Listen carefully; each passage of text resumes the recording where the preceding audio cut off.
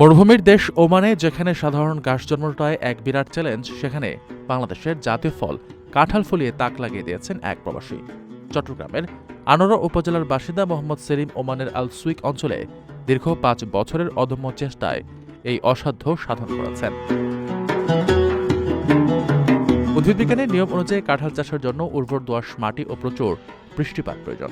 কিন্তু ওমানের বালুকাময় মাটি এবং ৪৫ থেকে ৪৮ ডিগ্রি সেলসিয়াসের তীব্র প্রতিকূল পরিবেশকে জয় করেছে সেলিম। শুরুতে অনেকেই তার এই উদ্যোগকে পাগলামি বললেও এখন তার বাগানের কাছে কাছে ঝুলছে রসালো ফল। আকার, রং ও স্বাদে এসব কাঁঠাল একেবারেই দেশি কাঁঠালের মতো, যা প্রবাসী বাংলাদেশিদের মনে দেশীয় স্মৃতি জাগিয়ে তুলছে।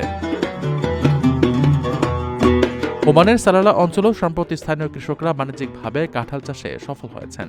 প্রবাসী প্রকৌশলীদের মতে, কৃষকদের মেধা ও শ্রমের পাশাপাশি বাংলাদেশ দূতাবাস বা সরকারের পক্ষ থেকে কারিগরি ও প্রশাসনিক সহায়তা পেলে মধ্যপ্রাচ্যের এই মরুভূমিতেও বাণিজ্যিকভাবে বাংলাদেশের বিভিন্ন অর্থকরী ফসল উৎপাদন সম্ভব। এতে প্রবাসীদের জন্য উন্মোচিত হবে নতুন অর্থনৈতিক সম্ভাবনার দ্বার।